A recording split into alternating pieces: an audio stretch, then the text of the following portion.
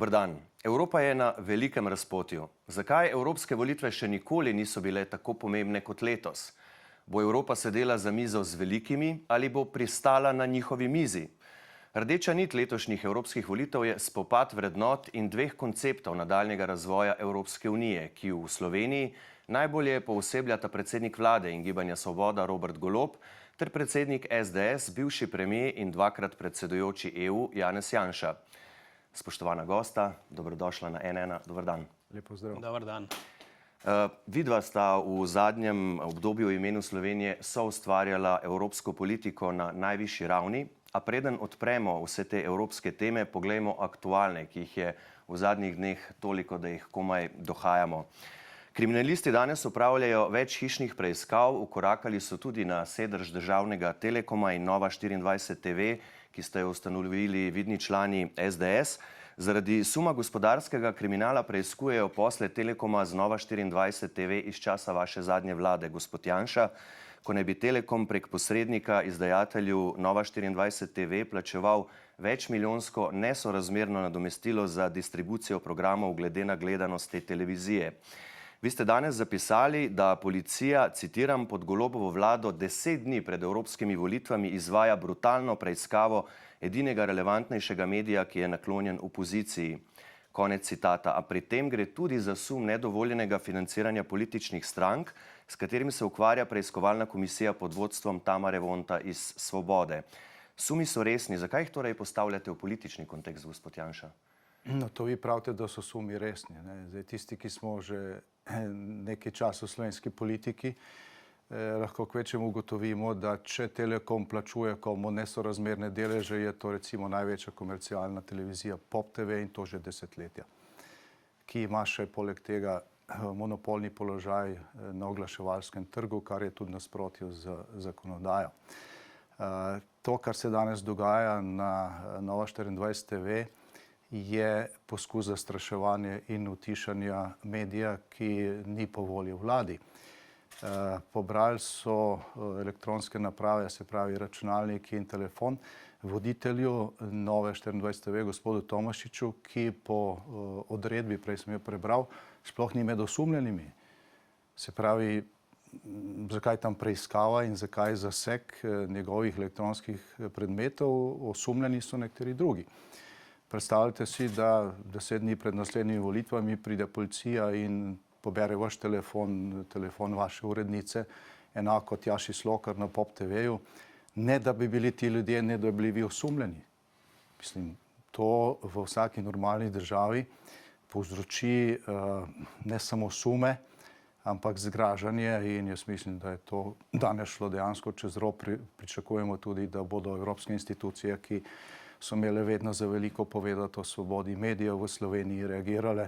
Zdaj, kolikor vem, so nekatera ta opozorila že na poti. Skratka, upam, da se ne bo končalo samo na tem, kar ste vi rekli. Sumi so resni, vsak lahko to reče. Gospod Golob, gospod Janša pravi, da gre za medij, ki ni naklonjen vladi. Kako odgovarjate na to, kar smo ravno kar slišali? Najprej ne povem, da spoštujem neodvisno delo preiskovalnih organov. Verjamem, da so se teh preiskav lotili v skladu z zakonodajo in na podlagi dejansko ugotovljenih sumov.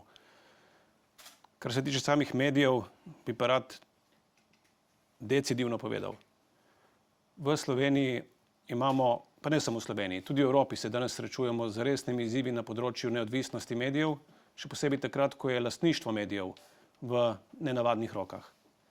Prav danes potekajo v Bruslju preiskave, tudi na domu. K temu še pridemo, da. Da, na temo drugega medija, v tem primeru Voice of Europe, za katerega se je izkazalo, da je bil v resnici v službi, v tem primeru ruske propagande.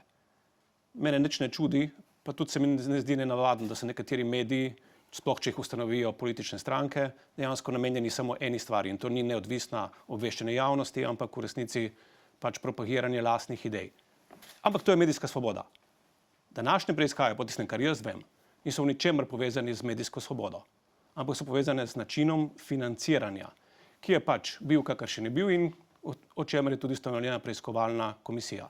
Jaz vem, da ta preiskovalna komisija je dobila ogromno podatkov o tem, kako so se v prejšnjem času prejšnje vlade zlorabljali različne inštitucije, ne nazadnje se tudi iz vaše televizije, ko vam je gospod Janša že napovedal, da vas bojo kdaj mogoče preiskovali, da so vas že preiskovali, bančne račune, ravno z zlorabo inštitucij. Tako da jaz bi se vzdržal komentarjev konkretnih postopkov, zaradi tega, ker verjamem, da se bo pokazalo s časom, ali so bili utemeljeni ali ne. Bi si pa želel, da bi dejansko vsi se držali tega, da dajemo izjave tistim medijem, za katere vemo, da so neodvisni. Jaz se sam tega držim od prvega dne, odkar sem vstopil v politiko, ne dajem izjav medijem, za katere ne verjamem v njihovo neodvisnost. In mogoče bi bilo to najboljši recept tudi za vse ostale. Gospod Janša. Mislim, neodvisnost medijev se ne določi tako, da predsednik neke vlade takšne ali drugačne reče, ta medij je neodvisen, ta pa ni neodvisen. Ne. Ravno to je znak odvisnosti medijev, ne, če nekdo to počne. To, kar se je danes zgodilo, bi lahko sicer odmevalo tudi v tem smislu, kot ga je prej skušal risati gospod Golob, če ne bilo prej njegovega pozivanja, da je treba policijo čistiti janšistov, ne, če ne bilo zamenjave ministrice, ki se je na koncu temu uprla, če ne bilo direktorja policije, ki se je temu uklonil, če ne bi bilo na čelu nacionalnega preiskovalnega urada gospoda Muževiča, ki je bil eden glavnih akterjev v pranju 2 milijard dolarjev v največji slovenski državni banki za iranski režim v času sankcij, in če bi res lahko verjeli, da imamo neodvisne organe. Ali pa če prej ko sem gledal to uredbo, Evreka, čudežno je bila ravno takrat, ko se je ta odredba za preiskavo izdala dežurna preiskovalna sodnica Mojca Kocijančič, gospa bivša Zalarjeva, ki se vedno pojavi v podobnih situacijah. Torej, gospod Golob, ne nas farbati s tem, ker temu dejansko nihče ne verjame. Tudi kar se tiče financiranja pa lastništva medijev, a veste, kako se financira medij, kjer sva danes gosta. Ta medij je v lasti gospoda Šoloka, če se ne motim, on ima v lasti tudi Telemach. Ta firma je, kot smo slišali včeraj, prodala bazne postaje, se pravi kritično infrastrukturo Savdski Arabiji. Meni se zdi to sumljivo, ne pa lastništvo Nove24 TV, ki se je tako ali drugače preiskovalo, vsako stvar ste pretaknili. Danes je pa vaša policija vzela še telefon pa računalnik voditelju te televizije, ki po tej odredbi sploh ni osumljen. In veste, Janša, če je karkoli sumljivo, se bodo s tem ukvarjali pristojni organi, gospod Golob. In veste zakaj? Zato, ker gre za sum zlorabe nezakonitega pridobivanja finančnih sredstev, ne pa za svobodo medijev ali za širjenje kakršnekoli propagande. Ampak o tem bo pokazal čas. Jaz verjamem v pravno državo in bi si želel, ko bi moj sogovornik enako izkazal vero v pravno državo, ampak se bojim, da tega ne bomo dočakali. Jaz naprej povem, da jaz ne zaupam v neodvisnost gospoda Juriča, gospoda Muževiča, in ostalih, ki ste jih vi nastavili potem, ko ste javno pozivali, da je treba policijo očistiti janšistov, beri vseh, ki pač mislijo drugače ali pa neodvisno. In verjemite mi, da še nikjer nobena policija ni delala preiskave na nobenem mediju pod izgovorom ali pa potem, da bi rekla... financiranja. Ja, seveda. Skratka, nobena policija še nobenega medija ni preiskovala tako, da bi priznala, šli smo na ta medij v preiskavo zato, da bomo zatirali svobodo medijev. Vedno se izmislijo neki izgovor. Gospod Golob, vas sta nedovoljenega vmešavanja v delo policije obtožila vaša nekdanja notranja ministrica, gospa Tatjana Bobnar, in takratni VD generalnega direktorja policije Boštjan Lindav. Še vedno niste pričali pred preiskovalno komisijo, ki se s tem ukvarja. Ali odmerjate trenutek, da vam pričanje ne bi škodilo, glede na to, da komisijo vodi Aleš Rezar, poslanec vaše stranke? Ne, v resnici je stvar nekoliko bolj kompleksna. Na to temo potekajo 3 postopki, ne samo eden. Poteka postopek pred KPK-jem, ki so ga sami zaustavili na zahtevo preiskovalnega tožilstva. Poteka postopek pred policijo in prvo, kjer bom pričal, bo pred policijo. Tudi jaz sem preiskovanec in še vedno verjamem v pravno državo. In tretji je preiskovalna komisija. Preiskovalna komisija se ukvarja s politično odgovornostjo, ostala 2 pa, eden s kršenjem integritete, drugi pa sumom ne vem česa. Pravilno je, da poteka v pravni državi postopek najprej tam, kjer so obtožbe v resnici najbolj resne in ne tam, kjer so mogoče samo politične igrice. Pa bom povedal še enkrat, Pred preiskovalno komisijo je pričalo poleg omenjenih dveh, po mojih informacijah vsaj 7 ali 8 prič, drugih prič, ki so v celoti ovrgli njune navedbe. In zato je tudi predsednik komisije povedal, da ne vidi nobenih razlogov, da bi nadaljeval s postopkom, ker ne najde nobenih dokazov, ki bi potrjevali njune navedbe. Gre samo za navedbe. No, ta predsednik je iz vaše stranke, kaj bo pa rekel drugega? Isto je ugotovil tudi predsednik KNOVS-a, ki seveda ni iz naše stranke. Ta ni ugotovil istega. In ugotovil je, da ne obstajajo ne indici, da bi bilo kaj res, niti da je kaj drugače, po domače. Ker niste šli na zaslišanje, se ni mogel ugotoviti. Nobenih dokazov o tem, da so bile navedbe kakorkoli resnične. Imamo dve osebi in imamo na drugi strani bistveno večje število drugih oseb, ki trdijo, da je vse to izmišljotina. Ampak na koncu je pravna država in pravna država bo pokazala, kaj je res in kaj ne. Mislim, to ni pravna država. Ti postaviš neke ljudi na čelo nekih institucij, potem pogovoriš, tem institucijam je treba zaupati. To na tak način se zaupanja ne ustvarja. Ne? In še to je treba povedati, ne? Ko govorimo o tem primeru. Preiskovalna komisija je bila ustanovljena na predlog vladnih strank v tem mandatu. Ne? Vodijo predstavnico oziroma poslanka največje vladne stranke. Večino imajo v tej komisiji vladni politiki. Zdaj ste malo pomešali dve komisiji. Oziroma poslanci v obeh komisijah imate večino, no, ampak da zaključimo prejšnji primer, ki danes odmeva in ki je škandal brez primere, a ne, potem ta komisija, ki jo vi vodite, ki jo nadzorujete, kjer imate večino, da prijavo neki instituciji, kjer ste vi postavili vodilne ljudi, a ne, potem ti delajo preiskavo in to relativno hitro, ne. Recimo ta policija do GEN-I v 2 letih še ni prišla, ne, še niso našli naslova, čeprav naj bi se preiskava začela že pred volitvami. Zato, ker nič ni, kar bi lahko preiskovali in to vi dobro veste. Ja, dobro, mislim, govorite o tem, da imamo neodvisne institucije, neodvisne organe, hkrati pa že vi namesto njih veste, da ni nič tukaj narobe. Skratka, polno stvari je tukaj takšnih, ne, ki pri komorkoli, ki neobremenjeno gleda na to situacijo, vzbuja sum, da se gre tukaj za politično zlorabo policije, deloma tudi preiskovalnega sodstva, 10 dni pred volitvami v Evropski parlament. V vsaki državi bi to na ta način razlagali. Dokler se ne izkaže, da so šli milijoni iz državnega podjetja na točno en strankarski medij. Takrat bo verjetno zgodba drugačna tudi v javnosti. Gospod Janša, Rezarjeva preiskovalna komisija, če dovolite. Samo malo. Primerjajte sredstva, ki jih državno podjetje Telekom v zadnjih 20 letih plačuje za posamične medije. Nobenemu strankarskemu glasilu, razen vašemu, ni dalo milijone.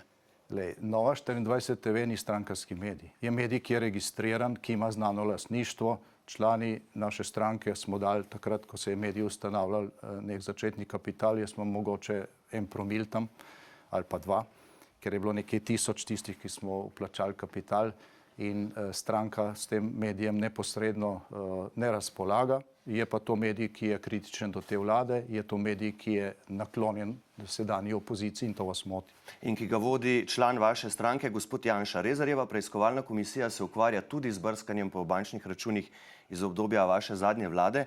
Pred 14 dnevi so želeli zaslišati tedanjega direktorja urada za preprečevanje pranja denarja, gospoda Damjana Žuglja, in 2 bivši uslužbenki, ki sta imeli pooblastila za pregledovanje transakcij, obe sta iz SDS. Nihče od njih ni prišel na zaslišanje, jim pa skuša zdaj preiskovalna komisija vabilo na zaslišanje 7. junija uročiti s pomočjo detektiva. Se vam zdi naključje, da vsi 3 niso prišli in ali pričakujete, da 7. junija bodo? Ne, prvič, jaz ne vem, ali je to naključje ali ne. Drugič, to ni prvič. Veliko takih primerov je bilo, celo predsednik vlade noče priti na KNOVS, ne, čeprav je rekel, da bo tja prišel. Tako da, ne vem, če je predsedniku vlade dovoljeno, da ne pride na komisijo, ne, čeprav je vabljen. Spet je zamešal vse. Ne, nič nisem zamešal, potem najbrž vabila KNOVS predsedniku vlade sploh ne more dati uradne. Vi to dobro veste, ker niste bili v življenju na KNOVS-u, ampak ne nadaljuje. Ne, jaz sem bil član te komisije. Kot predsednik vlade niste v življenju prišli na KNOVS. V nekaj mandatih, na ta način me niso nikoli vabili, tudi nisem bil vpleten v take škandale, kot je ta. Kar se tiče pa preiskovanja teh računov strani urada za preprečevanje denarja, o tem sem Ste me spraševali že, ko sem bil na zadnjem vašem studiu in sem vam na to odgovarjal. Ja, ampak sprašujem to o tem, da niso prišli na zaslišanje. Ja, gledajte, če predsednik vlade ne pride, zakaj bi to bil za njih problem? Poleg tega ima preiskovalna komisija pristojnosti, da jih prisilno privede. Če nočejo prti, jaz mislim, da bodo prišli in da bodo svoje povedali. Kar se tiče pa brskanja po računih, po mojih računih se brska že 30 let. Pa ste prijavili to? Vedno, ko sem jaz to kritiziral, je bilo rečeno tudi strani novinarske srenje, če je vse v redu, kaj vas pa to moti? Bodo pogledali, pa bodo videli, da je vse v redu. Torej, čemu ta problem? To sva že vse v bistvu govorila na zadnje, ko ste bili tu. Če gremo zdaj naprej. Ampak ne, jaz bi vseeno potegnil. Na kratko. Obstaja velika razlika med brskanjem po bančnih računih novinarjev in njihovih lastnikov in med bančnimi računi politikov. Politiki smo dolžni dati svoje finance na razpolago javnosti. V skladu z zakonodajo.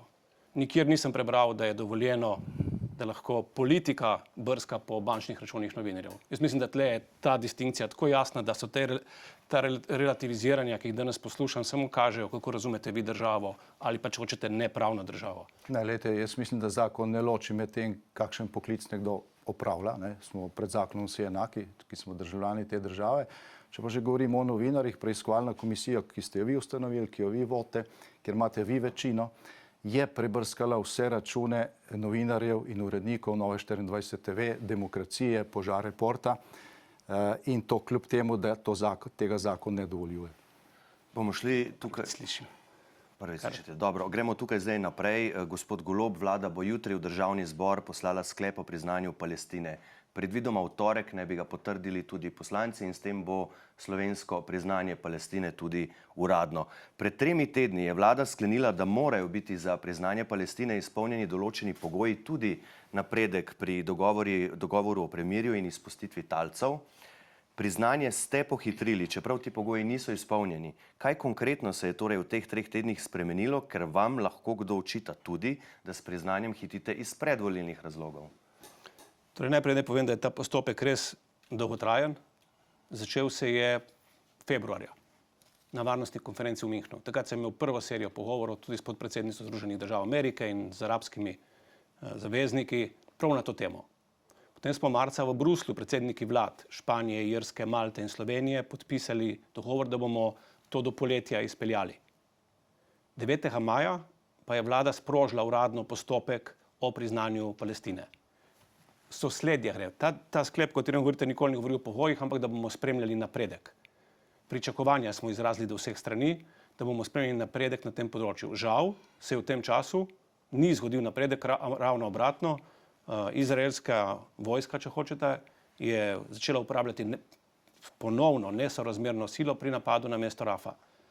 In ravno zaradi tega in zato, ker smo v kontaktih z našimi zavezniki, tako zahodnoevropskimi državami, kot tudi arabskimi, smo se odločili, da ta postopek danes pohitrimo. Imamo eno skupino držav, ki priznava Palestino v tem tednu, ne samo evropske 3, tudi nekatere arabske oziroma svetovne države, in imamo drugo skupino, ki se na to pripravlja izpeljati julija. Nas so prosili, da bi počakali do julija, da bi bili v drugi evropski skupini. Kdo nas je prosil? Te, ki so v tej skupini. Mi smo se odločili, da ne bomo čakali do julija, zaradi tega, ker hočemo dati izraelskim oblastem zelo jasno sporočilo prej. Grozote v Rafi se morajo zaustaviti nemudoma.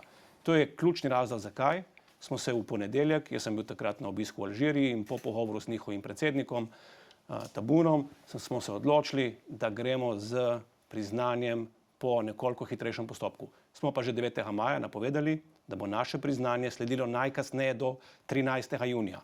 No, mogoče bo en teden hitreje od tega, ampak to nič ne pomeni, da stvari prehitevamo.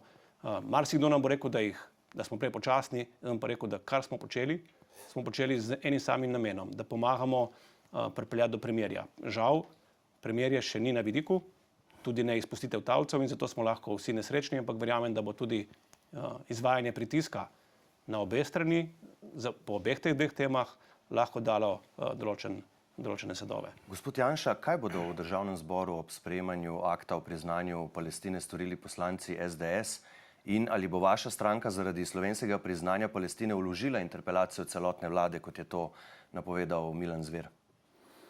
No, prvič, jaz mislim, da Alžirija ni ravno pravo mesto za sprejemanje nekih pametnih, neodvisnih odločitev v tem primeru, ki bi šle v korist Slovenije. To pač je, bom rekel, neka slovenska posebnost, da se to dogaja na takšnih krajih. Drugič, kako uro nazaj smo govorili z starši oziroma z svojci talcev, tudi tisti, ki so že umrli v ujetništvu Hamasa. In ko poslušaš te zgodbe, te strese. Strese te tudi, ko vidiš otroke, ki umirajo v Gazi ob izraelskem bombardiranju.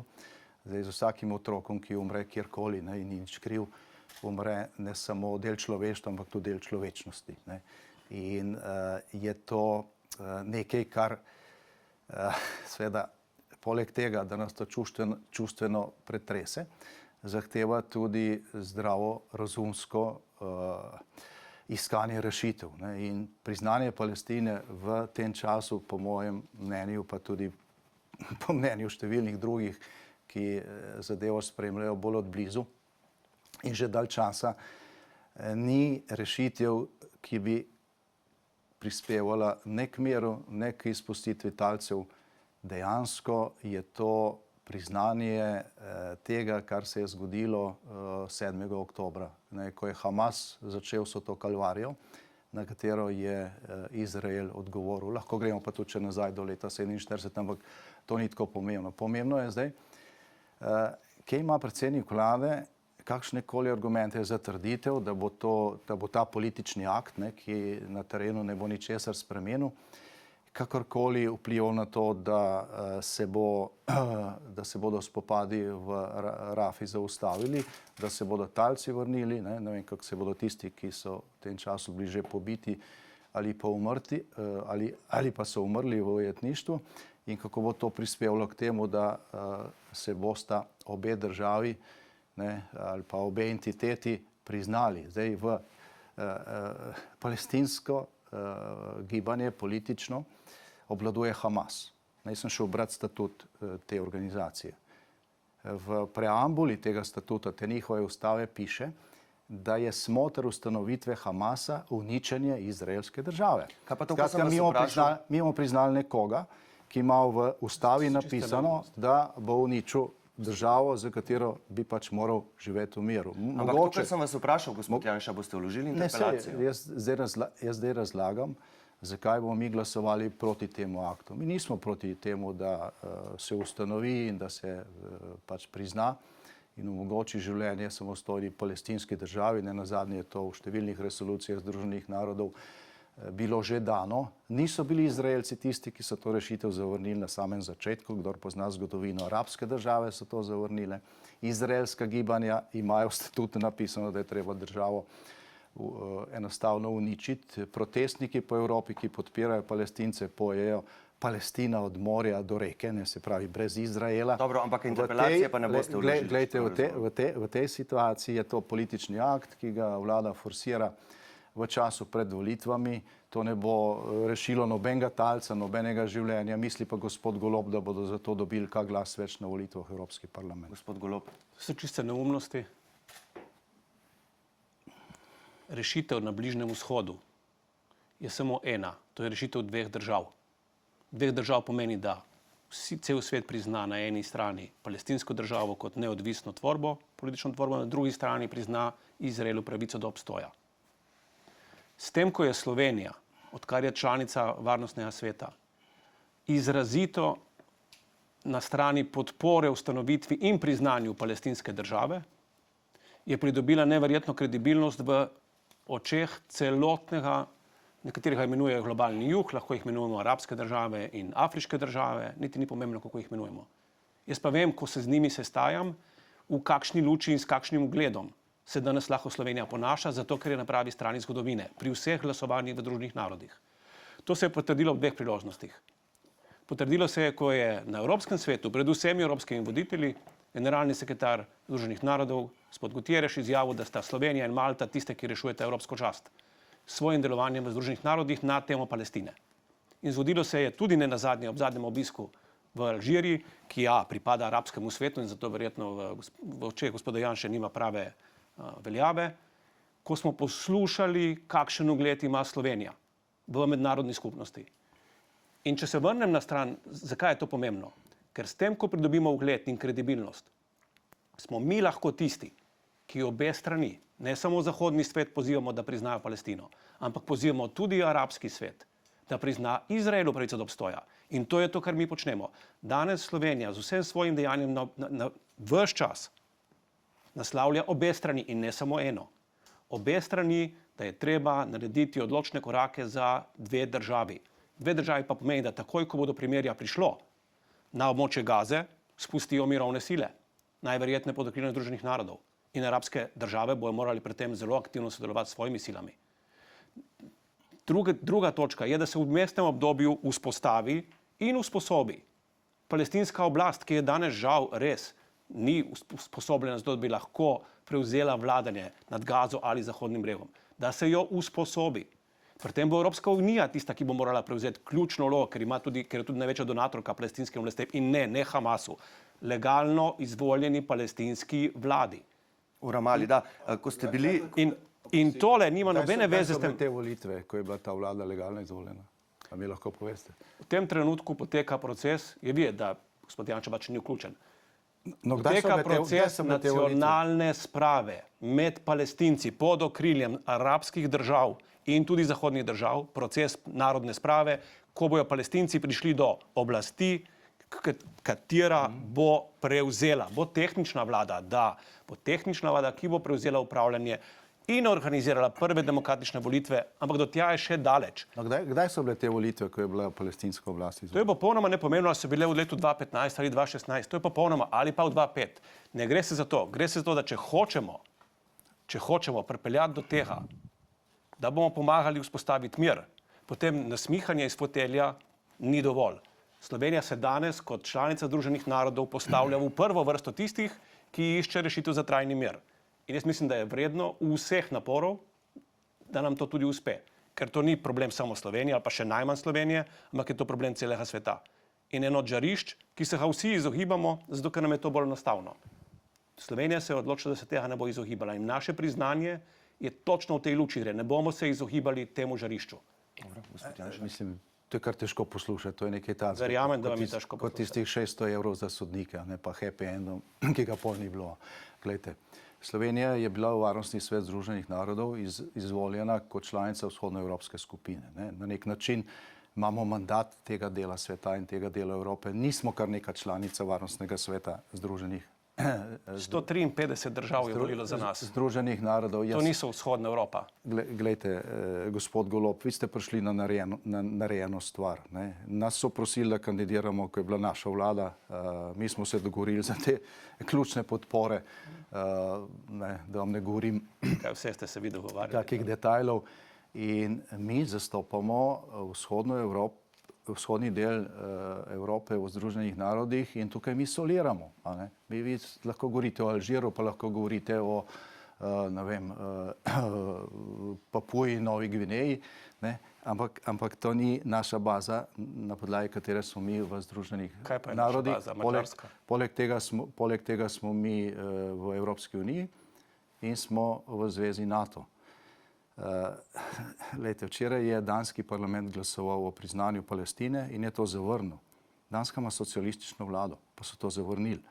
Se pravi, ne gre tukaj za neko desničarsko, levičarsko preigravanje, ampak gre za vprašanje razuma. Prej vas nisem zastonj vprašal, kdaj so bile zadnje volitve Palestincev. Predsednik Fataha in kao Palestine, gospod Abbas, mislim, da 14 let že ni šel na volitve, pa se ga še vedno imenuje predsednik zaradi tega, ker je pač tam Hamas prevzel prevlado nad Al-Fatahom in v tem trenutku vi ne morete pokazati enega televizijskega posnetka, na katerem bo prikazan palestinski parlament, ki se pogovarja o tem, kako stvari rešiti. Vse, kar lahko vidite, so Hamasovci z orožjem, ki kopljejo tunele pod ustanovami Združenih narodov ali pa pod bolnišnicami. To je zelo pomembno. In zažgana trupla. To je tisto, kar lahko seveda spremljamo. Zdaj, kaj lahko spremljamo? spremljamo lahko tisto, kar se nam pokaže. Ne. Dejstvo pa je, da je Izrael parlamentarna demokracija. Če izraelski vojak poškoduje, ubije civilista, ne, namenoma gre pred vojaško sodišče. Če pripadnik Hamasa ubije Izraelca, dobi finančno nagrado. In vi z tem pristopom enostavno te zadeve enačite in delate Sloveniji veliko. Eno vprašanje, gospod Golob. Če bo meddržavno sodišče izdalo nalog za aretacijo izraelskega premija Benjamina Netanjahuja, kar zahteva glavni tožilec tega sodišča, ga bo Slovenija aretirala, če bo stopil na slovenska tla? To vprašanje bomo naslovili v parlamentu, ampak če mene osebno vprašate, je odgovor da. Ker verjamem v pravni red in verjamem, da bi enako postopali tudi v zvezi z mano ostale države. Ampak se bi rad res vrnil. To, da je Hamas teroristično gibanje, je naša vlada povedala od prvega dne, 7. oktobra. In govorimo še danes. In to, da morajo vse talce izpustiti, govorimo od prvega dne. In smo tudi včeraj, ko smo se sestali, ko se je moj poslanec sestal s predstavniki talcev oziroma svojci, zelo jasno povedal. Vi se že niste, ne? Je zelo jasno povedal. Glede tega ni dvoma, ampak mešati individualno tragedijo z ene strani in dajati s tem opravičilo, da druga stran popolnoma neselektivno pobija na 10 tisoče otrok in žensk, je pa zame sprevrženo. Zato bomo naredili ta korak s priznanjem, ker hočemo izkazati zelo jasno, če hočete, simpatijo do palestinskega naroda, do njihova trpljenja in jasen poziv, sem že prej povedal, obem stranem, da prenehata vsaka na svoji strani s tistim, kar je zavržno. V tem trenutku žal spremljamo preko medijev, ki so neodvisni, v glavnem zločine, ki jih povzroča, vi boste rekli, nenamerna, jaz vam pa rekel, to žrtvam nič ne pomaga, ampak žal jih povzroča v glavnem izraelska vojska. Večina posnetkov, ki jih mi vidimo, so posnetki Hamasa, kjer neodvisnih medijev v Rafi ali pa v Gazi praktično ni. Pa Izraelci to tudi verjetno ne pošiljajo naokrog. Tako da tukaj treba biti previden. Je pa res tako, pač ko vidiš otroka, ki umira, ne moreš ostati hladen in je treba nekaj narediti za to, da se to konča, ne pa prilivati olje na ogenj. Kajti s tem, ko v tej situaciji priznavate Palestino, dajete korajžo komu? Hamasu.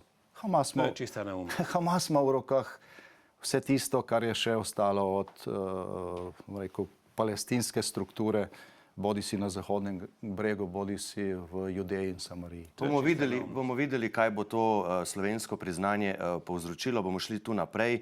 Spoštovana gosta, Evropa se sooča z resnimi strukturnimi problemi in izzivi, kako bo šla naprej. Kot sem omenil že v uvodu, pa je rdeča nit letošnjih evropskih volitev tudi vprašanje, katere vrednote naj prevladajo. Gospod Janša, vi pravite, da gre na teh volitvah za obrambo evropskih vrednot, celo da poteka boj za Evropo, da so prva črta obrambe meje naše civilizacije in pri tem omenjate skrajne sile v EU. Katere skrajne sile ogrožajo Evropo in kako? Evropska unija je nastala zato, da se evropski kontinent izogne tragedijam, kot sta bila prva pa druga svetovna vojna. Evropsko unijo so ustanovili očetje, ki so bili vsi po vrsti konservativci in krščanski demokrati. De Gasperi, Adenauer, Monnet, tako da Schuman, tako da so ti vrednotni temelji Evropske unije znani od samega začetka. Simbol Evropske unije je 12 zvezdic iz Marijinega kroga. In to so vrednote, na katerih Evropska unija stoji in tudi zastavljena je bila ne kot ena talilni lonec, iz katerega bo na koncu nastala ena država, ampak kot unija suverenih narodov, povezanih, kjer se združujejo na skupni ravni, na ravni unije, zadeve, ki jih je bolj smotrno upravljati skupaj, ne pa vse do tega, da se predpišejo takšne ali drugačne mere kumaric ali ostalih zadev, kar je zatavala Evropska unija v zadnjih 10 letih. In te volitve za Evropski parlament so pomembne zaradi dveh stvari. Prvič zato, ker Evropski parlament dejansko po Lizbonski pogodbi zdaj soodloča v Evropski uniji, prej je bil bolj posvetovalni organ in nobena pomembna odločitev ne more biti sprejeta brez večine v Evropskem parlamentu. Drugič pa zato, ker je treba popravljati to smer. In tako kot kažejo ankete, bo tukaj prišlo do spremembe v pravo smer, se pravi v smer temeljev, na katerih je bila Evropska unija postavljena. Gospod Golob, vi ste v govoru na proslavi ob 20. obletnici slovenskega vstopa v Evropsko unijo rekli, da so evropske vrednote branik demokracije, a so na preizkušnji, ker se nekatere ideje preko različnih populizmov vračajo v evropski prostor. Katere ideje in kateri populisti ogrožajo katere evropske vrednote? Poglejte, vsi imamo polna usta evropskih vrednot, ampak jih vsak razume po svoje. Jaz sem prepričan, da če bova šla malo bolj globlje, bova hitro ugotovila, da sam verjamem v načelo solidarnosti, tudi enotnosti, verjamem pa v demokracijo, vladavino prava in povezovanje. Verjetno že pri vladavini prava bi se razšli, pa bi ugotovili, da mogoče verjamemo samo mi vanjo, tudi na evropskem nivoju, medtem ko naši sogovorniki pa ne. Vladavina prava to, kar se danes dogaja na Novi 24. No, kaj sem rekel? Ja. Kar se tiče osnovnih človekovih svoboščin, pa bom dal direkten primer. Prav iz Slovenije prihaja pobuda, ki jasno pokaže, pobuda do pravice do splava, do vstopa do splava povsod po Evropi, ki jasno pokaže, kako desni populisti zanikajo ženskam pravico do tega, da imajo dostop do varnega in zdravega splava. Imamo neki države v Evropi, kjer so desni populisti s svojimi desnimi vrednotami dosegli to, da to ženskam to več ni omogočeno in se zato morajo odločiti, ali da grejo v tujino ali pa celo da ogrožajo svoje zdravje. To je najlepši primer. Lahko naštejete te države? Vse jih poznate. To je najlepši primer razlike med tem, kako razumemo človekove pravice. Nekateri, če hočete, leva sredina, v primerjavi z desnimi populisti, ki so seveda proti tej pravici. V kateri državi je to? Saj boste kasneje lahko pojasnili vaše stališče do pravice do splava. No, ampak vseeno me zanima, no. Kakšno je pa vaše stališče? Takšno, kot je v slovenski ustavi, ampak in v Sloveniji s tem nimamo problemov in to ni tema. Se pravi, to podpirate? Vi delate, ja, podpiram to, kar piše v ustavi, ne. No, in mi si želimo, da bi te svoboščine, ki jih imajo Slovenci in Slovenke, lahko uživali v njih tudi vse ostale Evropejke in Evropejci. No, vi ste rekli, da tega ni samo v državah, kjer vladajo desni populisti. Zdaj, po mojem vedenju, ne, je bila taka država Poljska, ki pa zdaj spreminja zakonodajo za novo vlado in tam niso več na oblasti po vašem desni populisti. Ne, in Malta, kjer so zadnjih 12 let na oblasti socialisti. Skratka, če gremo naprej, Poljska bo spremenila zato, ker se je obrnila od desnega populizma v levo sredino. Je še katera država? Obstajajo tudi druge države, kjer je splav No pa naštejte eno. Na primer sosednja Italija, kjer je dovoljen samo v nekaterih primerih in ima zdravnik pravico odreči v tem primeru ženske. Ampak okej, ne bomo šla zdaj v kupovanje. Čakajte, no in vi ste zdaj podpisali pobudo, da bi se to v Italiji spremenilo. Ne, mi smo podpisali pobudo, da se to uredi, da taka svoboščina se uredi na evropskem nivoju, da je enako zavezujoča za vsakega državljana in državljanko Evropske unije, ne glede na državo. Tako razumemo mi svoboščine v Evropi, kot skupne. In je to temelj Evrope. Jaz te pobude nisem podpisal, sem šel pa brati ta dokument in ta dokument ne govori o tem. To, kar ste vi podpisali, pravi, da je treba zagotoviti ureditev, po katerem bo Evropska unija iz sredstev unije plačala splav v Sloveniji, če ga bo prišla delati gospa iz Malte, ker tam tega ne more narediti. To je v tej pobudi. Zelo ste poenostavili, ampak gre se za pravice, ne za denar. Za to gre. Gre se za pravice, ne za preberite. Denar. Ja, v redu. Če grem naprej na vrednote, ker se mi zdi, so pomembne, poleg vladavine prava in osnovnih človekovih pravic, je solidarnost. Solidarnosti ne moremo izvajati takrat, ko je Evropa samo skupek suverenih držav, ki lahko same izbirajo, kdaj bojo solidarne in kdaj ne. In žal države, v katerih se zgleduje naša prejšnja vlada, če hočete, in s katerimi so tesni zavezniki, so ravno tiste države, ki Evropi odrekajo pravico do normalnega delovanja, učinkovitega delovanja na račun nacionalnih suverenosti. Zato se imenujejo te stranke suverenisti. In ja, desni populizem v resnici razbija Evropo. Zato, ker odreka Evropi pravico do obstoja skozi blokade. Dobro. In jaz verjamem, da se bo to spremenilo. Višek nekega populizma je ravno ta iniciativa gospe Kovačeve in gospoda Goloba o splavu, ne? Ker ljudje mislijo, ker se ljudem populistično prodaja, da gre tukaj za pravico žensk, v bistvu gre pa za denar. Ampak gospod Janša, na tej točki razčistimo še nekaj. Vaš poslanec Branko Grims in podpredsednica podmladka SDS Zala Klopčič sta sodelovala v spletnem pogovoru s tako imenovano Slovensko obrambno stražo, objavljenem ta teden. Je bilo to z vašo vednostjo ali privolitvijo? Ta tako imenovana straža namreč predtem enega migranta v Ljubljani s prozorno folijo privezala na drog ulične svetilke, obraz je imel prekrit z majico, okoli vratu so mu dali zanko, v roke pa napis remigracija. Lejte, prvič, zdaj tisti posnetek je bil res šokanten. In jaz dvomim, da bi kdorkoli, ki bi iz kakih varnostnih nagibov organiziral nekaj takega sam, to naredil, posnel in kazal vsem, ker je jasno, da gre za pač nekaj šokantnega, kar ne bo nihče podprl. Sem pa danes prebral, da je eden od teh, ki je organizator tega SOS-a, tajni sodelavci oziroma informator policije.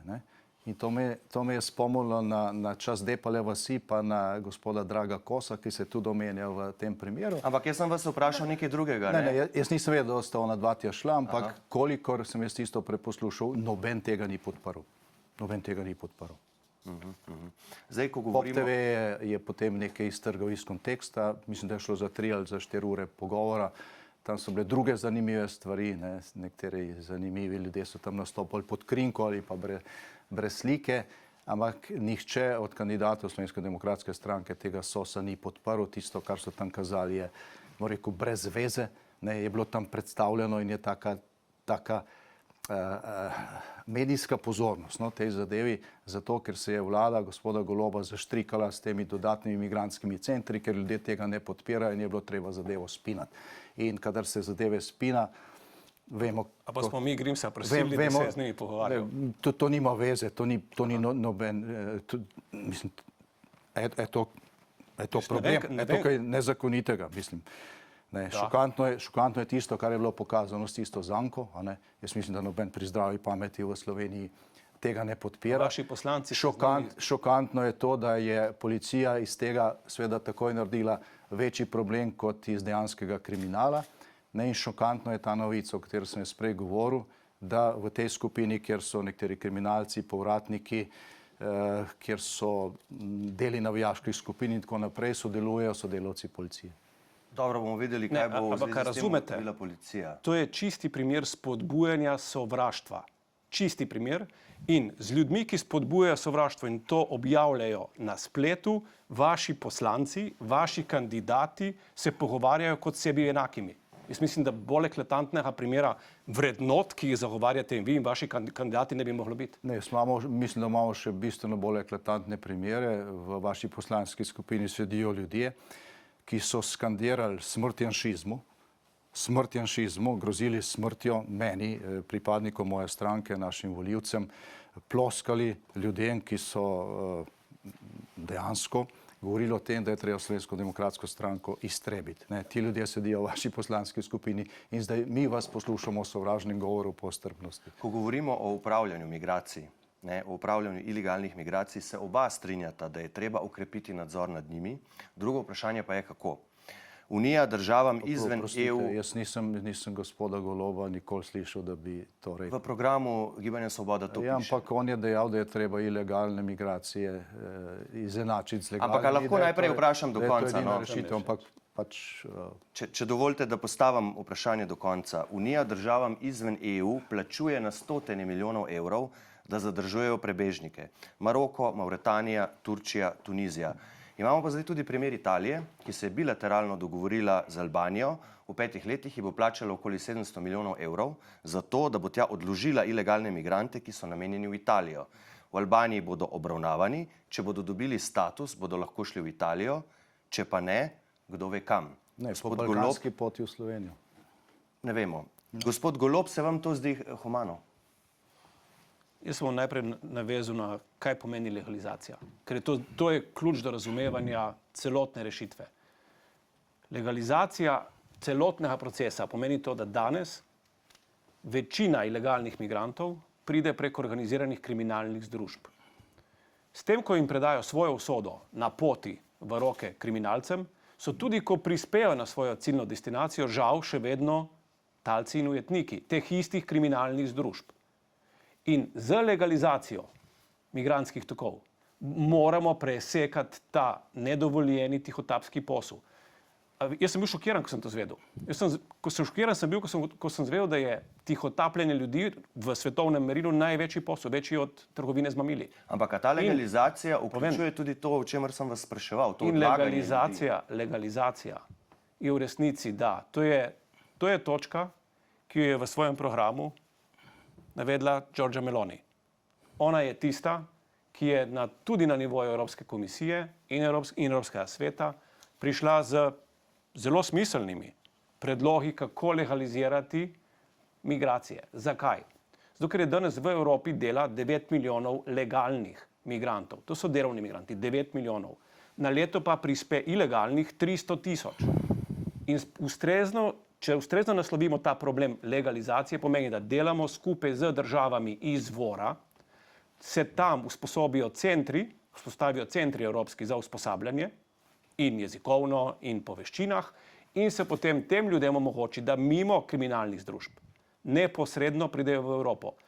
Na Evropskem svetu smo ocenili, da je ta načrt izvedljiv, če bo Evropa delovala na njemu enotno. In trenutno si tudi Evropska komisija zelo prizadeva skozi dialog in razvojno pomoč državam izvora, da bi proces migracij v Evropo legalizirali, kar pomeni, da bi dali ljudem legalno možnost, da pridejo v Evropo delati in tukaj živeti, ne pa da so danes prisiljeni, te isti ljudje, hoditi preko kriminalnih združb in potem ostati talci kriminalnih združb tudi, ko so enkrat v Evropi. Kaj pa to, kar sem vas vprašal, zelo jasno, ali podpirate tak dogovor, kot sta ga sklenili Italija in Albanija o odlaganju migrantov? Slovenija ne bo nikoli sklenila česa podobnega, ne bom se spuščal v notranjo politiko, ker je to notranje politično vprašanje Italije in njihove trenutne vlade. Izkazalo se je, da je to stvar, ki ga preučuje tudi ustavno sodišče italijansko. Nisem ustavni pravnik. Kaj se bodo oni sami odločili, je eno vprašanje. Verjamem pa, vprašanje je bilo, če se vam to zdi humano, ne? Tega ne morem komentirati, ker je hipotetično. Najprej se mora taka situacija ali taka rešitev sploh uzakoniti. Ko bo uzakonjena, bomo lahko presojali.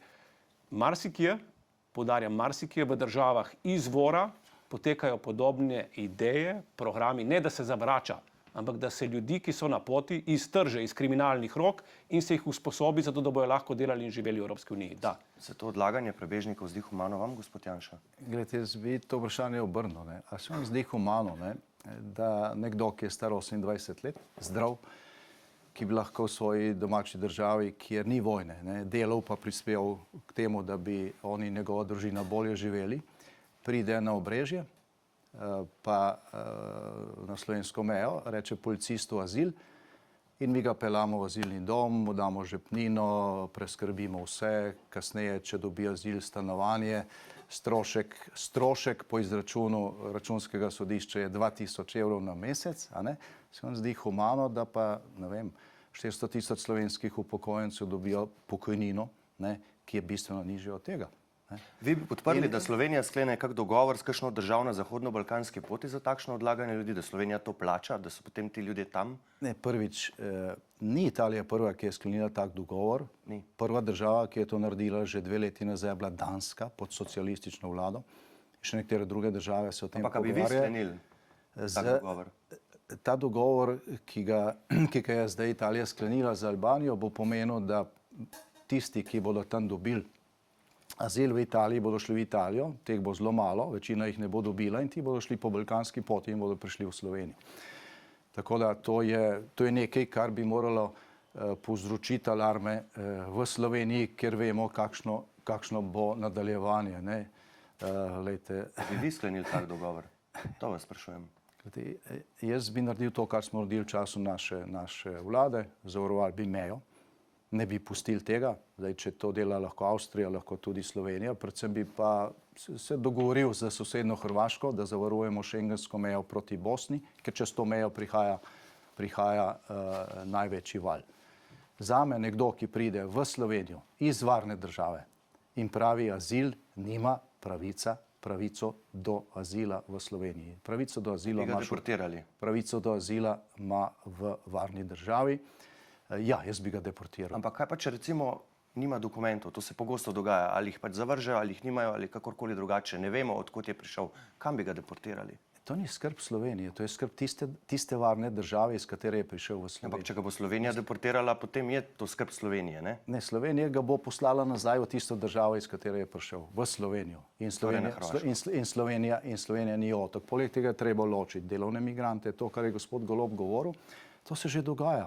Slovenska in evropska podjetja imajo take centre okrog, zbirajo delovno silo, delajo triažo in vsak, ki dobi delovno vizo, je dobrodošel, ne? In če se potem integrira v našo evropsko kulturo, nobenega problema s tem, ne? Potem so tukaj begunci. Jaz nisem slišal ene kritične besede, recimo do beguncev, ki so prišli iz Ukrajine. To so večinoma ženske in otroki, ženske delajo, bil sem zdaj po številnih domovih za starejše, ne, srečal sem jih veliko, nobenega problema. Slovenci smo solidarni. Bili smo solidarni v času Balkanske vojne. 70 000 beguncev, otrok in žena smo imeli tukaj, pa starcev.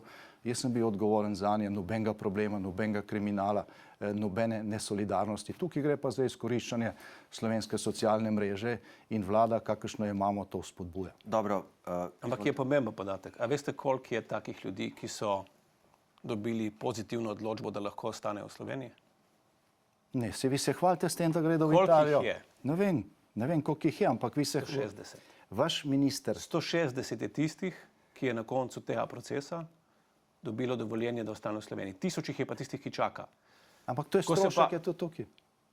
Zato, ker je azilna zakonodaja taka in jo bomo na srečo, kljub temu, da so nekatere države, po katerih se vi zgledujete, nasprotovale, pakt o migracijah, se bo ta azilna zakonodaja spremenila. Spremenila se bo zato in na tak način, da bodo postopki bistveno hitrejši, Slovenija ne odloča o tem, ampak je to evropska zakonodaja, in da bo možno to, da bo tiste, ki si tega res ne zaslužijo, možno hitreje vračati v njihovo domovino. Popolnoma legalno. Danes je pač zakonodaja, kakršna je, in je tudi zaradi tega situacija taka, kot je. Ampak številke so. Danes imamo v Sloveniji 200 000 legalnih migrantov, ljudi, ki delajo pri nas, 200 000. Medtem ko teh, ki ostanejo na podlagi ilegalnih migracij v Sloveniji, manj kot 200. Dajmo se zavedati velikosti problema in ne napihovati samo zaradi sovraštva in samo na tem jahati, zato da bi pridobivali volilne glasove na račun strahu, ker strašimo ljudi. In ravno zato, ker smo vzpostavili nadzor nad mejo, ker smo jo vzpostavili nadzor nad mejo. Vzpostavili nadzor nad tistimi, ki imamo dokumente. Kakšnimi dokumente? Smo vzpostavili tudi sprejem na Obrežju in v Središču ob Dravi, ker je ključno ravno to, da policija zajame ilegalne migrante, preden ali pa tik ob vstopu v Slovenijo in ne da jih pustimo, da tavajo naokoli, kot so tavali v preteklosti. Ampak gledajte, vi ste vzpostavili nadzor nad mejnimi prehodi, potem ko je Italija napovedala delni suspens Schengena. In zdaj kaj se dogaja? Zdaj je pred nami, in zdaj se je to podaljšalo, ne? Zdaj je turistična sezona. Ljudje s potnimi listi bodo čakali v kolonah, na vročini, zgubljali na milijone ur časa. Zakaj? Zato, ker bo mogoče tam med njimi nek avto z ilegalnim migrantom. In kaj če bo? Ta bo rekel azil in peljali ga boste v Ljubljano. Prej ste proti nadzoru nad mejami, prej ste ravno obratno. Ne, ali pa 100 metrov stran po gozdni stezi bo šla skupina ilegalnih migrantov, vseh za boj sposobnih moških, ne, v najboljših letih, mirno mimo. Policijska patrulja jih bo ustavila, bodo rekli azil, peljali jih boste v azilni dom. Ne. Zadnji podatek za zadnji vikend je koliko? 300-400 takšnih primerov. Vi pa pravite, da jih je 100. Gremo tu zdaj... Tistih, ki so ostali v Sloveniji. Kam pa ostali gredo? Ostali se pač vmikajo naprej, žal, znotraj kriminalnih združb, tja, kamor so namenjeni, in legalizacija bo točno to poskrbela. Dobro, zdaj smo spet pri začetku debate, bomo šli naprej. Evropskemu parlamentu po teh volitvah preti še večja razdrobljenost, še težje sprejemanje odločitev in še manj učinkovita EU. V tem pa so varnostne razmere izjemno zaostrene. EU v primerjavi z ZDA in Kitajsko izgublja še globalno gospodarsko tekmo. Ne glede na to, profesor Mojmir Mrak v intervjuju za Forbes Slovenija svari, da mora Evropa zdaj delovati še bolj enotno in z enim glasom, gospodarsko, politično in vojaško. To je nujno, pravi, če želi EU sedeti za mizo svetovnih igralcev, ne pa pristati na njihovi mizi. a zato bo treba hitro sprejeti nekaj zelo težkih odločitev in celo na občutljivem področju zunanje in varnostne politike del suverenosti prenesti na EU. Ste vidva pripravljena to podpreti in kakšne bi bile posledice, gospod Golob? Da, Slovenija je močna, takrat, ko je močna Evropa. Če to pomeni, da bomo del svoje suverenosti prenesli na Evropo, je to cena, ki jo bomo morali plačati. Žal obstajajo tudi drugačne sile v Evropi, ki to zanikajo. Jaz si samo želim, da te sile ne bodo prišle na oblast v Evropi, ker bi to dejansko pomenilo smrt tako Evrope kot politične tvorbe, kot tudi ideje o združeni Evropi. Danes se že kaže, da predvsem na gospodarskem področju, dejansko evropske države, nobena od njih, nobena od velikih evropskih držav ne more več tekmovati sama s svetovnimi velesilami. Ne more. Zato je cela vrsta pobud o tem, na kakšen način izboljšati globalno konkurenčnost evropskega gospodarstva in na kakšen način ohraniti konec koncev tudi socialno blaginjo, ki jo poganja ravno tak svetovna konkurenčnost našega gospodarstva. Te pobude so brez izjeme vse v smer večjega povezovanja in ne v smer razbijanja Evrope pod krinko suverenosti posameznih držav. Gospod Janša. Jaz sem doslej 3-krat član Evropskega sveta, 2-krat predsednik Sveta Evropske unije, enkrat predsednik Evropskega sveta. Vem, kako te stvari v praksi tečejo, ne. In kadar je šlo za res, je Evropa tudi brez tega, da bi odpravili soglasje pri ključnih odločitvah, sicer je rabila nekaj časa, ampak je dosegla enotnost in se zoperstavila gospodarski krizi, zoperstavila se je covidu, zoperstavila se je zdaj Rusiji ob agresiji na Ukrajino, kar se da pomeni, da ko gre za res, je možno doseči enotnost. Ne. Če pa, vi sprašujete zdaj glede te dileme, ne, ali pristati na to, da se varnostne in zunanje politične odločitve sprejemajo s preglasovanjem, ne, z večinsko odločitvijo, ker zdaj je potreben konsens. Ne. Zdaj, kratkoročno se mogoče komu zdi, potem bo pa hitreje prišlo do odločitve in se bo neka odločitev izglasovala. Ne. Zdaj se treba vprašati, ne, ali je Evropa močnejša, če je enotna, ne, se pravi, če smo vsi za nekaj, ne, in je odločitev sprejeta s soglasjem, pa čeprav traja nekaj dni in noči, da pride do tega soglasja, ali je močnejša, če do te odločitve pride hitreje, ne, s preglasovanjem, pa bo 5-6 držav užaljenih in ne bodo sodelovali in se bodo začeli problemi. Jaz nasprotujem temu, da se soglasje odpravi, ko gre za te odločitve, ker je to, čeprav se to mogoče komu zdi paradoksalno, pot k razkroju Evropske unije. Ker slej ko prej se bo zgodil nov Brexit, ne, in bomo namesto čedalje večji, celi enotni in svobodni manjši. Tu imata seveda različno stališče. Francoski predsednik Macron in nemški kancler Scholz, voditelja največjih evropskih gospodarstev, sta v ponedeljek ob obisku Macrona v Berlinu v Financial Timesu objavila posebno skupno pismo. Posvarila sta, da je Evropa na veliki prelomnici, da je v naslednjem mandatu treba ukrepiti njeno konkurenčnost, suverenost in odpornost, ter se v tem trenutku tudi dobro zavedati, da Evropa ni nesmrtna. V srcu odgovora na izzive EU pa, da sta uspešna digitalni in zeleni prehod. Gospod Janša, kako vidite ta poziv Macrona in Scholza, kaj je ključno, da Evropska unija ne umre? No, najbolj ključna stvar je to, da spoštuje svoje države članice, ne. Ker če jih ne bo spoštovala in če se bo sililo v preglasovanja, ne, potem se ne bomo širili in bili večji in močnejši, ampak bomo čedalje manjši.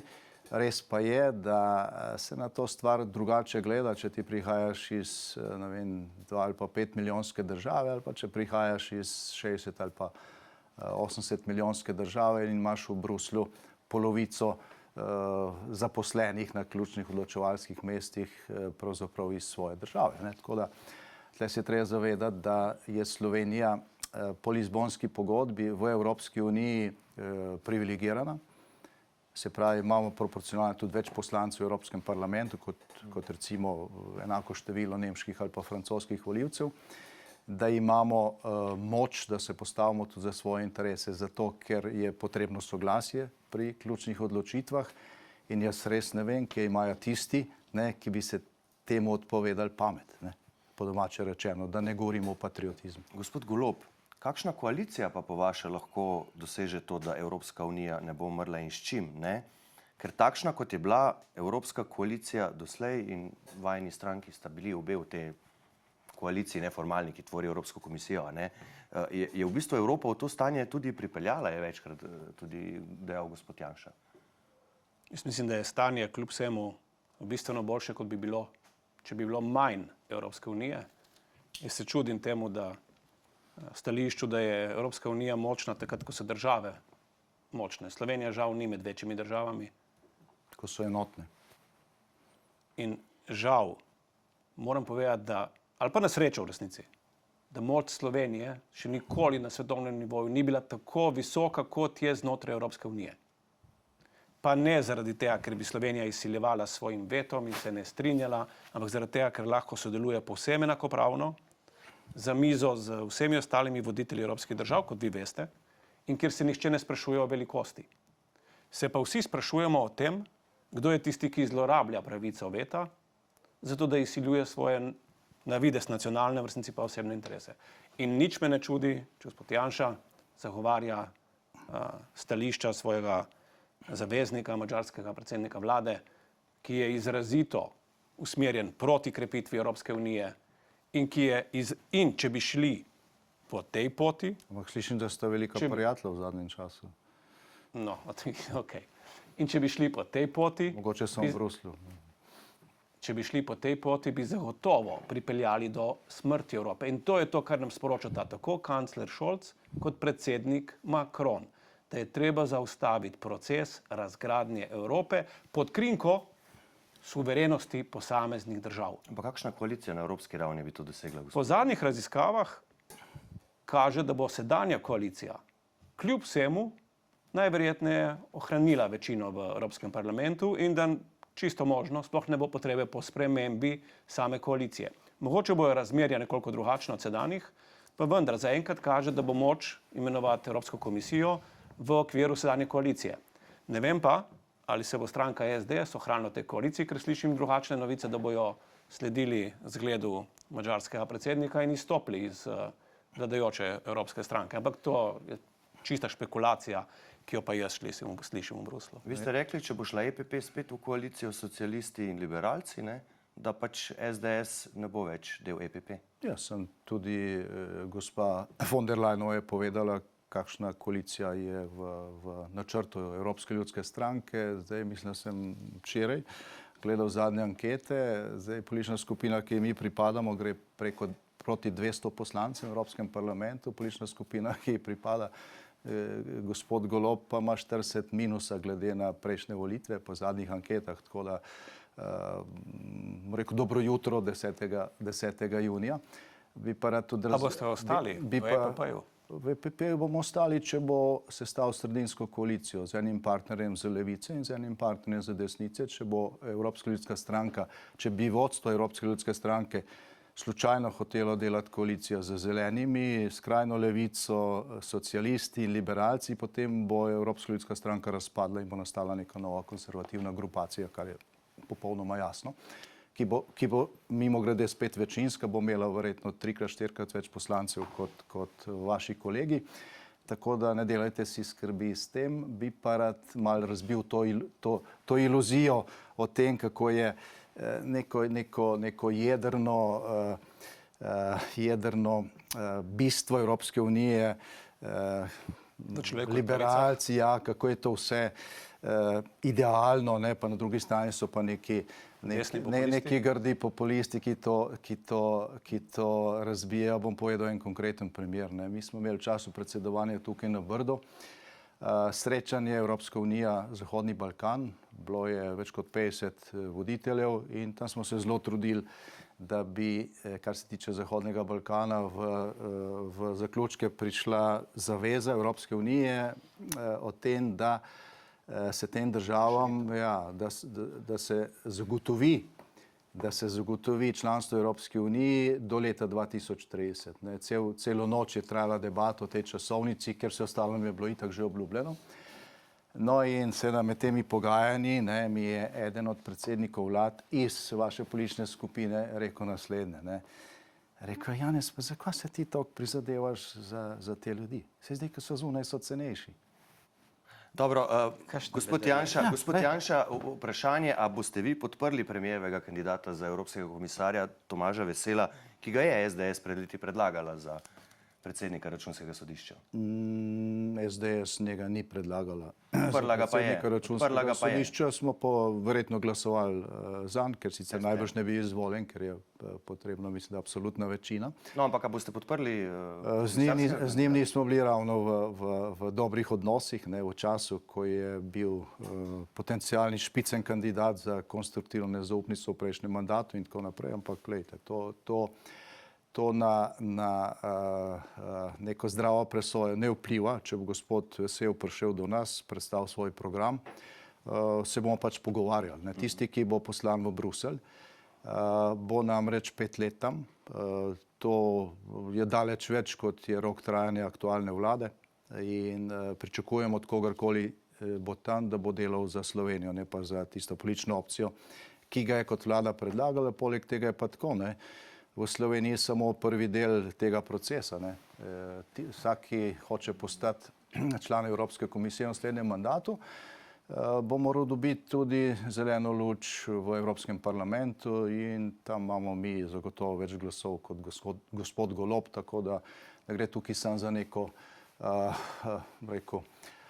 fair play potezo, če se bodo skušali usklajevati. Gre tudi za to, da dvomim, da si želijo ponavljati usodo gospe Bratušek. Koga pa boste, gospod Golob, poleg gospoda Vesela predlagali za Evropsko komisijo, če bo komisija želela, da predlagate še žensko kandidatko, ne? In ali bi bili pri tem pripravljeni sprejeti tudi predlog domače opozicije? Poglejte, postopek je zelo enostaven in jasen. Kandidata ali kandidatko za evropskega komisarja predlaga vlada, aktualna, katerakoli.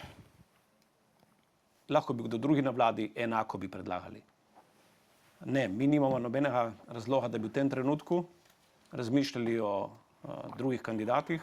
Ravno obratno, smo pa želeli, da s tem, ko našega kandidata dovolj zgodaj predstavimo javnosti, tudi politični, dosežemo in poskušamo, tudi on sam, doseči nacionalni konsens. In veste zakaj?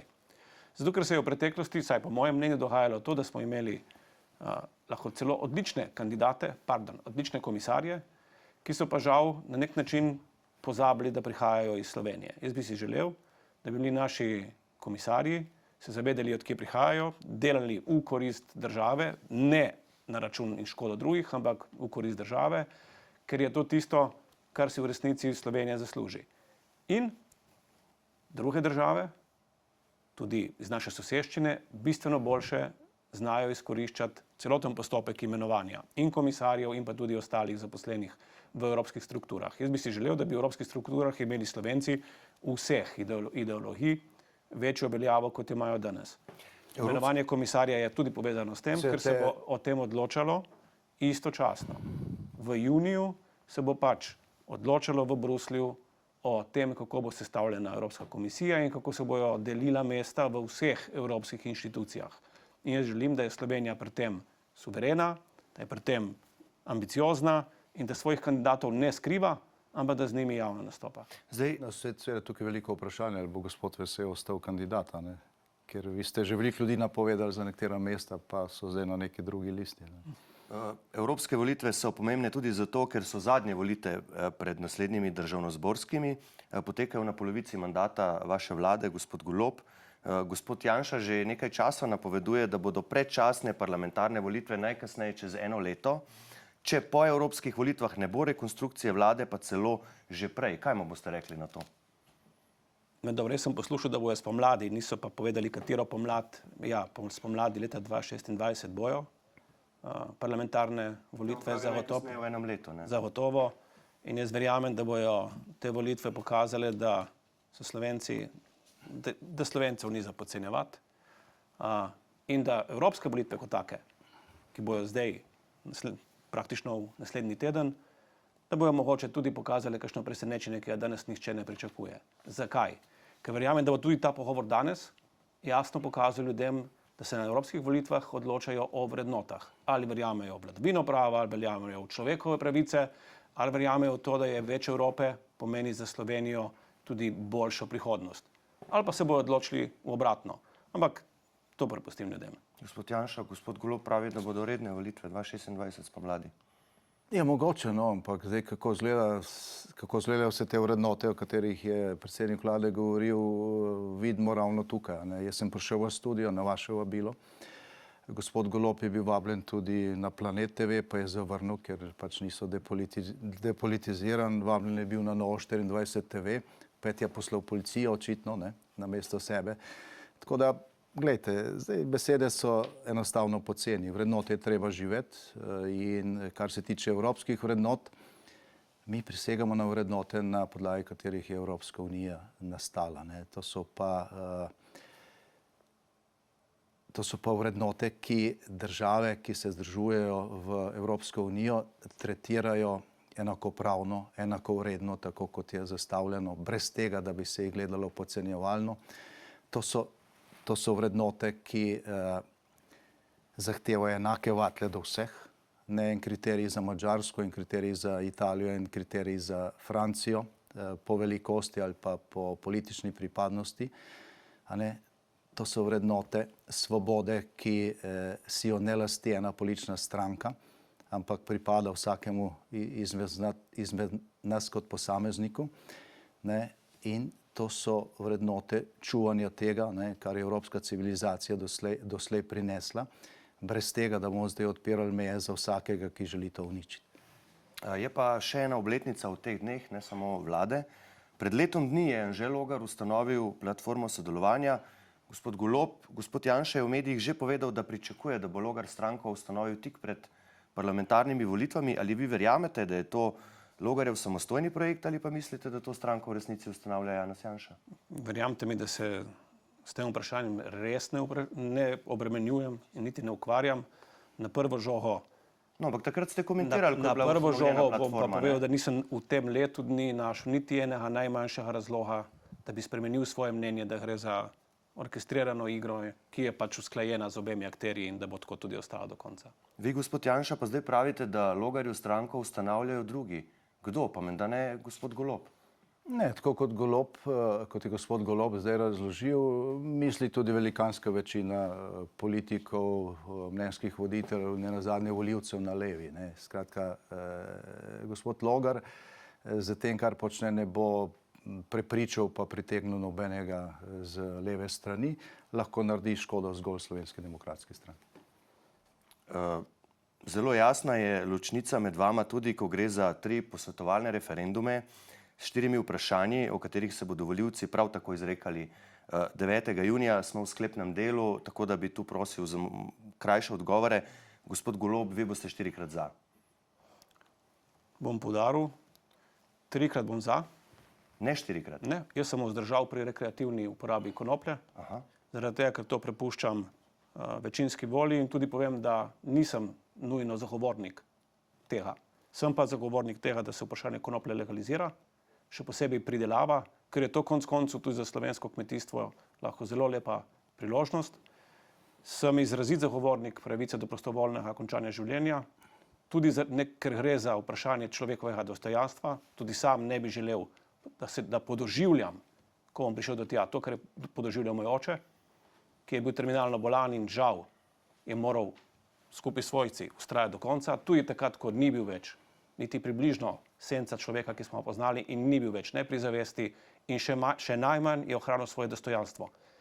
In seveda sem tudi za preferenčni glas, zato da bomo lahko tudi na državnozborskih volitvah znotraj svoje regije sami odločali, kdo je tisti, ki nas bo zastopal kot poslance. Podobno, kot je to na evropskih volitvah, kjer se to zdi vsem normalno. In da na tem področju ne bodo stranke tiste, ki bodo diktirale ljudem, koga smejo izvoliti v parlament. No, pa se stranke bodo sestavile sezname po volilnih enotah. Ne, preferenčni glas je ravno to, preferenčni glas je ravno to. Negira pravico stranki, ampak prepusti izbiro znotraj regije. Ja, sem listo sestavi stranka, to vam želim povedati. Gospod Janša, listo postavijo Marsovci. Vi pa 4-krat proti, ali kako, na referendum? Ja, seveda, najprej iz načelnih razlogov. Zdaj, vladna koalicija se je potem, ko smo mi najprej predlagali referendum o jedrski elektrarni, skupaj z evropskimi volitvami, pa smo od tega odstopili po tistem pogovoru. odločila, da bo skupaj z evropskimi volitvami natlačila še 4 posvetovalna referendumska vprašanja, ki so v veliki meri manipulativno. Saj to je bilo v razpravi verjetno že v veliki meri obrazloženo. Zdaj, če gremo po vrsti, zdaj ta preferenčni glas, to je megla, po kateri kako bodo volimo volivci Evropski parlament. čim več, ja seveda, v Evropski parlament vodimo iz Slovenije, ki je ena volilna enota in taki gre Evropski parlament zastopa Slovenijo, ni važno ali je iz Brkinov ali iz Suhe krajine, iz Ljubljane. Zdaj, ko gre pa za slovenski parlament, je pa seveda pomembno, da je mestno okolje, pa podeželsko okolje, primestno okolje, da so enakomerno zastopani. Zdaj, če bodo pa volilni okraji ukinjeni, bo seveda vedno imel prednost na teh volitvah tisti, ki prihaja iz centra, ker ga več ljudi pozna in to bo slovensko podeželje še dodatno deprivilegiralo in tudi zmanjšalo volilno udeležbo. Torej, ne gre za to, da vi uvajate preferenčni glas, gre za to, da ukinjate volilne okraje z tem sistemom. Zdaj, ko gre za evtanazijo, gledajte, vi ne morete evtanazije urediti z zakonom, zato je to vprašanje manipulativno, dokler v slovenski ustavi piše, da je človekovo življenje nedotakljivo. Morate najprej spremeniti ustavo in šele potem vprašati ljudi, če lahko zadeve urejate z zakonom. In velika sramota je, da je Ustavno sodišče počepnilo pred tem zelo jasnim vprašanjem. Ko gre za marihuano, zdaj strokovnjaki pravijo, da nekdo, ki pač uživa marihuano, je 10-krat več možnosti, da bo šel potem na trde droge in tako naprej. Pravijo tudi alkohol škodi, cigarete škodijo. Seveda, vse to škodi, ampak to ni razlog, da bomo zdaj legalizirali še druge stvari, ki tudi škodijo. Tukaj je stroka proti in jaz podpiram stroko. Stroka je tudi proti evtanaziji, podpiramo stroko. Tako da, glejte, vladna koalicija je to prvič, je bilo to nefera, mi smo umaknili referendum o jedrski, ker ste rekli, da se ne spodobi, da je to z evropskimi volitvami. Govorimo, potem končamo. Potem ste pa nabili te referendume, se bom končal. Obljubljali ste mladim stanovanja, dajete jim marihuano, ker ni stanovanj, obljubljali ste starejšim skrajšanje čakalnih vrst, te so se povečale, predlagate evtanazijo. Slovensko podeželje vam gre itak na živce skozi, predlagate ukinitev volilnih okrajev, tako da tukaj so stvari jasne.